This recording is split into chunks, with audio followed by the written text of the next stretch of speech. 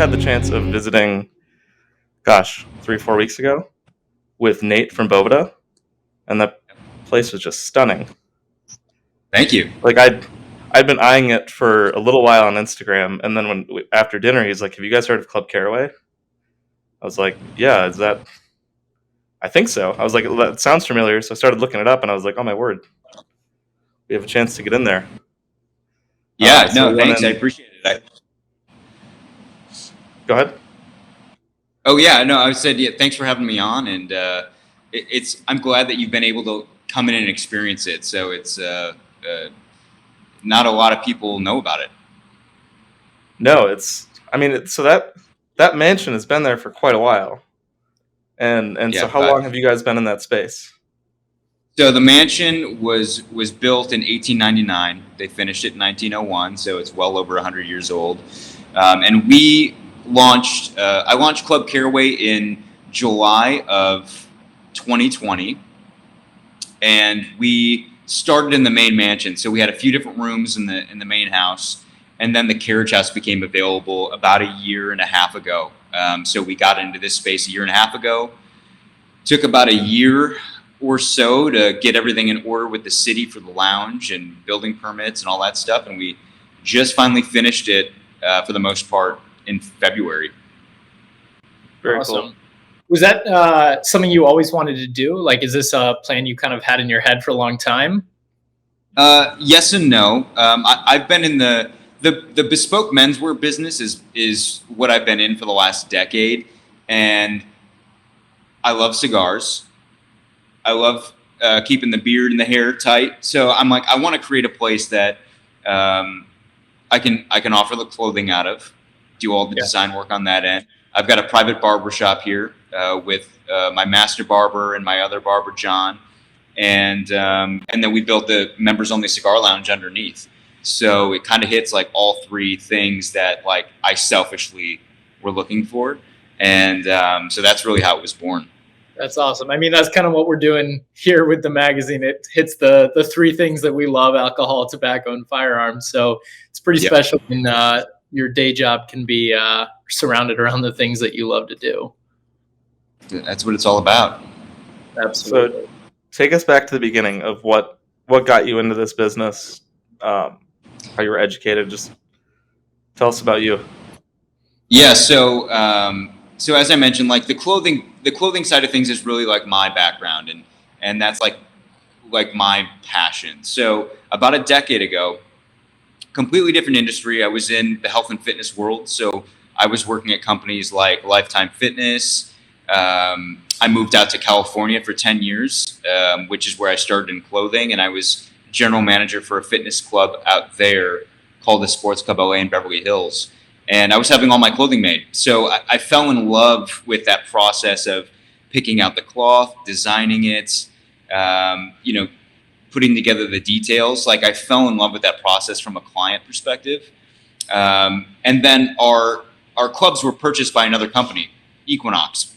They're East Coast based. They purchased those clubs and we helped them transition for 3 months. And then I was laid off and was like, what's my next move?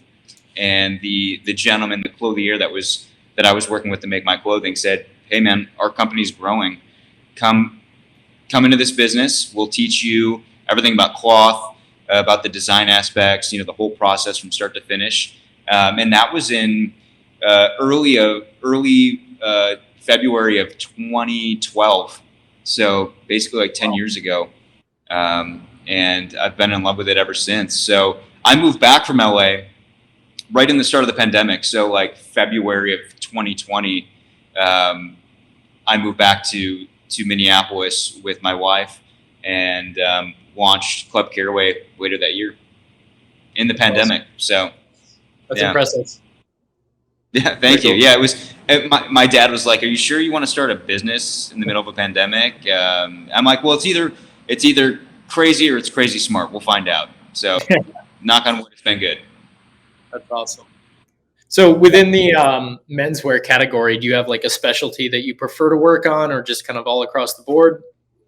Yeah, so like the bread and butter, what we do is like suiting and jacketing and shirts. Like everything that I designed is kind of steeped in the era of 1920s, which is kind of the Club Carraway vibe.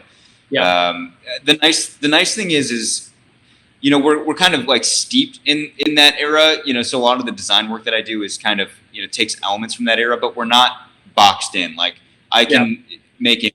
So if I've got a client that comes to me and say, hey, look, I want to have a jacket that looks somewhat like this, you know, if I can draw it on paper, we can make it. So, you know, that's kind of nice. We're what's considered true custom. So in the world of custom made clothing, you've got made to measure, which is what you'll most commonly find if you're going to have a suit made.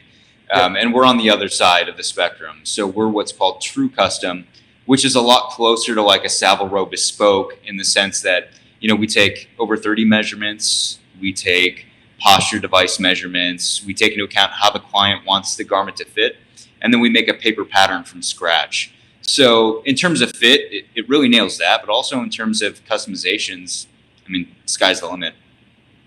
That's awesome. Yeah, I think I love it. Is there a certain type of clientele that's drawn to something like that, or do you have a lot of people that you're introducing to it? It's a little bit of both. I mean, a lot of my existing clientele is, you know, entrepreneurs, business owners. I have a lot of restaurant owners, wealth managers, anyone in finance, a lot of real estate. So it's kind of like all over the board. And then I've got like this whole like entertainment sector. So like, you know, guys like Vince Vaughn, you know, Bill Maher, Peter Billingsley, a whole bunch of people kind of sprinkled in the entertainment business out in LA. So, I mean, it's kind of all over the place. And how did some of those connections come about? You know, so for example, like Tony Robbins, I like Googled and just did a cold email and reached out. It just happened to strike at the right time. And I've done that with a lot of clients, you know, like, you know, Bill Maher, Peter Billingsley, Vince Vaughn. It started off a cold email. I don't know if you guys know who Peter Billingsley is. He is, if you've ever seen The Christmas Story, he's Ralphie in A Christmas Story. Oh. He's a director. I thought that name sounded familiar. Yeah. He's. I went to a Kings game out in LA and happened to be sitting like right in front of him and just started a conversation and ended up making him a few pieces. And he produces with Vince Vaughn, so he referred me to Vince, and then kind of went around like that. So it's kind of cool, and it was just a little bit of luck, a little bit of boldness to just email people out of the blue, and you know, the rest is history. Yeah, and I mean, I think when you have like a great product, it's pretty easy to have like quality word of mouth because people are excited about, you know, what you're doing and they want to tell people about it. 100%. And like just as much as my business is like a product, it's a service. You know, I mean, like our job isn't done until the client's like, it's perfect. You know, so it's for guys that really want that like extra level of attention. Absolutely. So you said that your style is kind of steeped in that 1920s era of menswear. Do you find yourself looking anywhere else for inspiration? Is there anyone in the game right now that you like what they're doing, or do you kind of just stay in your own lane with that? You know, I really love like that 1920s era. Ralph Lauren is a brand that I think is really I try to like aim for like a timeless look. You know, so something that you can wear today and you can wear it in 10 years from now, and it's still gonna be relevant. I try to avoid some of the extremes of like temporary fashion. So Ralph Lauren is a big one. You know, guys like Tom Ford, Tom Brown, which isn't an aesthetic like that I would necessarily wear, but I have a lot of respect for designers like that have a really unique, distinct look. Absolutely. I think there's a lot of designers like that where I don't personally love their work, but you can see what they're doing, and there's clearly just class and quality going into what they do, and I think that's super respectable. Yeah, 100%. Yeah, and there's so many different takes on it, and you know, through the pandemic, like guys don't have to wear suits anymore. Right. You know what I mean? Like it's the clients that I'm typically working with are guys that are choosing to dress this way and feel different. They just like it. You know what I mean? You don't have to do it anymore, typically speaking. So you can have a little more fun with it. You know, guys tend to be a little bit more bold, make things that kind of cross over. and Absolutely. make things that are just comfortable to wear, you know? That's awesome. So obviously we were able to stop by your shop, which was just absolutely amazing. We were looking through, even just walking through and seeing the kind of the main area with the billiards table, and then in the back with the tailoring section, and then opening the bookshelf and going down into the cigar lounge. Tell us a little bit about how you kind of laid out everything and what the thought behind that was. Yeah, so it was, if you've seen the movie like Kingsman, it was kind of like a little bit of idea like that. Like I wanted it, the clothing is such a forefront of our business that I wanted it to be kind of this secret element, where like if you came in and we're having a suit made and you're not into cigars, you don't even know it's here. You don't even really smell it. It's underground. You don't even know it's here. So that was really kind of the element of creating. I'll back up a second. Like the whole mission was to the return of the gentleman. Yeah. You know, and I wanted to attract guys into this space that really love that notion of less is more, high quality over quantity. And you know, I figured, you know, having the clothing, the barbershop, and this like private little member cigar lounge was like kind of this perfect little balance to get guys in here having conversations beyond coming in for their haircut or having something made. You know, it's a reason to come in, have a bourbon, have a coffee, and have like a good hour and a half conversation with someone maybe you know, maybe you don't know, and get guys just, you know, like-minded guys together, and gals. You know, it's not just guys, but it just tends to attract more of a masculine crowd, you know? Yeah, absolutely. I mean, after we visited, Alec and I were just kind of talking about how the space was laid out, just because it was beautiful for one, but also just in general with cigar lounges, there's kind of always this battle of wanting it to be a cool place to be, but also trying to fit, you know, as many chairs as you can because you want to be able to have people. And I think that one of the luxuries that you have with it being kind of a members only club is you don't have to have, you know, a chair on every single square foot. You can kind of set up a space in a really great way, I guess. I can't think of a better word. There's a bunch, I'm sure, but just a way that you can sit in this space and then be able to have conversations. And I think a lot of times having a space that's really curated in that way just leans into having a better experience. When Alec and I were there hanging out with Nate, we had great conversation, and we were just sitting kind of in that center area in this dark cellar that's just kind of perfectly curated for a conversation. And I think that's a great thing.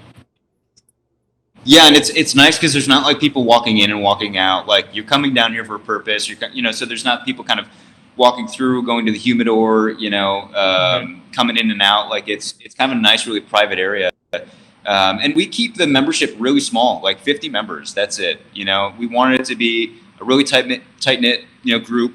And we wanted, when you come in, you've got a place to sit. You know what I mean? You're not like, oh, it's really busy. You know, there's no place to sit. So it's kind of worked out really nicely. And like with all the natural limestone, which you can kind of, you know, see behind me, it was like this perfect natural setting where we didn't have to worry about all these porous, like drywall and kind of holding that cigar smoke in. It's just kind of like a hint down here. So it's kind of this beautiful like shell that we've kind of turned into this kind of speakeasy vibe. Worked out perfect. Absolutely. Did you have to do much work to that to turn it into what it is now?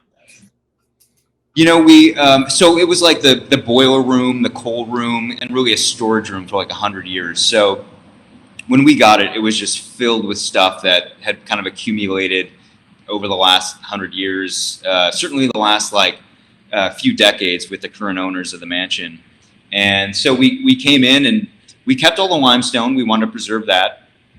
You know, we put in all our own duct work for the air exchange and the air purification systems, epoxied the floor, did some drywall stuff, all new electrical. We put, 1920s sconces in to kind of really give it a 1920s era type vibe.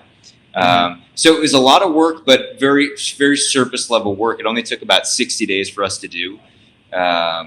So it was like this really nice blank canvas for that. That's awesome. That's awesome. So when did your journey with cigars start? Like what did that look like? Yeah, I probably had my first cigar probably in my early 30s. I'm 40 now. I think I was probably like 31, 32. I had my first cigar, which was a My Father cigar, which is probably a pretty good introduction. Yeah. And That's where I started. so I've been enjoying it. Yeah, no, I mean, it's you can't go wrong. And that was like 9 years ago. So that's kind of how I got into it. In LA, there were a few like shops that I'd frequent, and then when I got out here in Minneapolis, there's a few shops, of course, but there was nothing really that was kind of this like private, idyllic setting. So that was kind of the impetus of this. Yeah, that was my first time going into a private lounge. Yeah. And I was explaining to someone, and I was outside of the 1920s vibe. I was like, if Batman were to find a cave to smoke a cigar in, that's it. Yeah. This would be it. Yeah, this would be it. It's like frequently like harder and harder to find like places to smoke a cigar these days. Yeah. We were just in Spokane, and from my understanding, you can't have a cigar lounge. You can have a store, but you can't have a place indoor to smoke. So it's cool that there are still places that are allowing that. Here in Wisconsin, there's quite a few, but there's nothing Yep. to that caliber. Yeah, and you could probably have a beer or so in Wisconsin too, or like have drinks. Sell alcohol. Where here, we don't sell alcohol, so we just kind of have our house spirits that, as a member, you can enjoy complimentary. What did that selection process look like for you as far as choosing what to have out for the members? It's always kind of rotating. So we've got some of our staple, so there's a few different crowds here. There's your Scotch, your guys that love Scotch. There's your guys that love bourbon. There's your guys that love beer. So we kind of want to have like a rotating selection. So it's not always, hey, these are the same brands that we're keeping.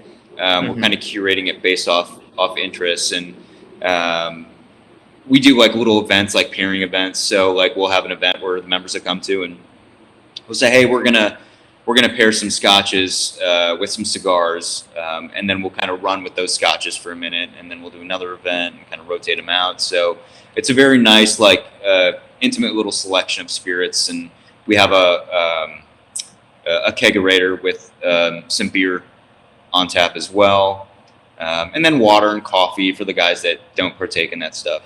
Sure, absolutely. So at this point, you've got the bespoke tailoring, you've got the barber shop, you've got the just private club, and you also have the cigar lounge. Do you see yourself wanting to add to that at any point, or do you think you've kind of found the perfect recipe? That's a pretty good recipe. I think there's probably going to be a few things that we'll kind of expand into that kind of like support those main items. Like one of the things I'm kind of rolling around the back of my head is because we don't retail tobacco here. Right. So maybe at some point, maybe we'd add like if it's doable, like build a walk-in humidor down here just for members, where if they want to buy some stuff that we'll be able to retail a nice curated selection for them. Or maybe even like a cigar club. Like, there's a lot of like cigar clubs where they'll mail you sticks every month or some sort of frequency. We thought about maybe expanding into that type of option for not only members here, but people, all over the place. Absolutely. Yeah, well, I would say that you definitely have the recipe down now. Anything else would be kind of just a cherry on top, because I'd say it's working. Yeah. Well. It seems to be like the. Oh, go ahead. Yeah, go ahead. Yeah, I was just gonna say it's like the perfect formula, and they, not everybody that comes in do I make clothing for. Not everybody gets the haircut. Not everybody loves cigars. Some people love a couple of those things. Some people like all three of them. So it's kind of this nice like little mixture, and brings a really like eclectic group together. Absolutely. And I'm sure with some of those people, maybe they didn't start with all three of those things. Maybe they just came in for a suit and they kind of gained an appreciation for the other things, or vice versa. And I think we see that a lot Yep. also with ATF, where, you know, somebody's maybe into cigars, but they don't quite know as much about these other things. And then as they go in, they start to learn more. And that's kind of what we want to do as a publication, is bring people in who are passionate about something, and help them find their passion in other things as well, and just kind of relate over that. 100%. Yeah, I mean, like for me, like I've never really gotten out and to shoot some guns. You know what I mean? That's something that I love to do. But like out in LA, like I didn't really find a group of people that just do that for, you know, for fun.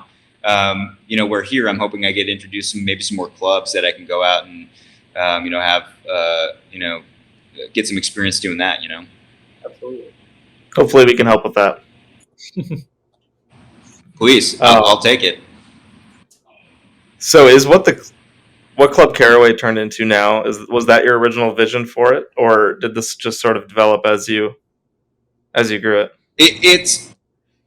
I kind of knew from the beginning that I wanted to create like a club vibe. Like I wanted, like when you were wearing the clothing, whether it was like a pair of shoes or a shirt or whatever it may be, I wanted you to feel like you're kind of part of this club. And it kind of naturally progressed into, you know, bringing on the barbershop aspect. And same with the cigars. I was thinking like, where would I want to spend my time? You know, and what doesn't really exist that I found. And that's really what Club Carraway's turned into. My master barber, Christopher Hernandez, was the barber for one of my clients, and that's how we got introduced. So there was this kind of crossover, and it was this really natural progression. So I knew from the beginning that I wanted it to be a club type vibe. All the elements weren't quite there. Like when we first started in the main house, we didn't have the option for cigars. You know, so we were kind of looking like, how can we incorporate this? And then once they showed us this underground space, it started to kind of present that opportunity. So, you know, in the course of, you know, really since we moved into the house in October of 2020, and it's really progressed really like steadily from there. That's awesome. What is the process of kind of like finding members? What did that look like from the beginning and to now? And like, are you having to turn away people, or how do you kind of manage that? Yeah, because we wanted it to be like, first and foremost, we wanted everyone that's a member to be of good character. So like every member that we have is referred by another member. So that way we kind of know who they are. You know, there's someone that can kind of speak to their character. And we have 2 memberships. So we've got the grooming side, which you can do grooming membership. So it's for guys like me who are like trimming their beard all the time, keeping the sides short. You can come in unlimited and just get whatever services you want. So there's that membership side. And then there's the social side, which includes access to the cigar lounge for guys that want to partake in that, or you can do both. So like all of our members are, it's really like 100% referral. Like every now and again, we'll have somebody reach out, but they either know somebody, or maybe they came across us on Instagram and they happen to know somebody anyway. So we kind of have like this introduction kind of interview process on how that works. And it seems to work out pretty nice. And what works out great is that we're not looking to have like 500 members. You know, It was this really small group, you know, and it wasn't hard to kind of find that base, you know. Absolutely. I mean, Alec and I were just talking about this the other day, how some of the best products and experiences out there are things that aren't designed just to be marketed at a large value. Like they're not just trying to, you know, be a consumer product. It's more creating something of quality, and then the people come along and find that. And I think that's what you have going on. Yeah, I mean, we wanted guys that like just appreciate the highest quality of everything, you know. So whether if it's spirits, whether if it's clothing, I mean, everything. We wanted to kind of really attract guys that don't want to buy just a bunch of junk just to accumulate stuff. You know, let's have less high quality items, you know, handmade pieces from artisans, you know, and kind of go back to the old way of way the things were done, of high quality and a less is more kind of idea. Absolutely. Are there opportunities Yeah. for people who aren't members to come visit the lounge, or do you have events that open that up? Yeah, we'll do events like members can bring in like for how you guys experience. So like Nate, a member can bring in 2 guests complimentary for a day, and so it gives them membership for the day. So that's really how we introduce to new potential members. We don't really do like open houses. We maybe have like one event where our first light event where we just kind of open it up and invited people in to experience it. But we keep those pretty minimal to kind of preserve the space for the members. Very cool. Yeah, we were super glad to be able to check it out. That was yeah, no, absolutely. That was a treat. Definitely. So. Yeah, and it's nice that we have the carriage house above too. So that's non-smoking, so there's no cigars up there, but it's like you can sit up there and have a beer and have a conversation, listen to some great music. You guys probably saw the stereo system that we have up there. Yeah. I don't know if Nate fired that up at all, but that system was designed, a custom system for us from a local company here called Minneapolis Hi-Fi, and they came in and built us a beautiful system to enjoy. That's awesome. Very cool. Yeah. How can people find you? ClubCarraway.com is a great way. It's a great resource to learn about what we do. Instagram at Club Carraway is another great resource and a great way to kind of see not only the clothing, but kind of little pieces of everything that we do here. Mm-hmm. Very cool. Well, thank you for taking the time to come on the show. Yeah, thanks. Absolutely, guys. I appreciate it, and I look forward to having future conversations offline as well. Yeah, and then we'll definitely hit you up next time we're in the Minneapolis area. We'll be up there for sure. Please do, and we'll figure out ways to go out and shoot some guns too. We'll make that happen. Very cool. Love it. Thank you, Derek. Thanks. Yeah. Thanks, guys. Appreciate it.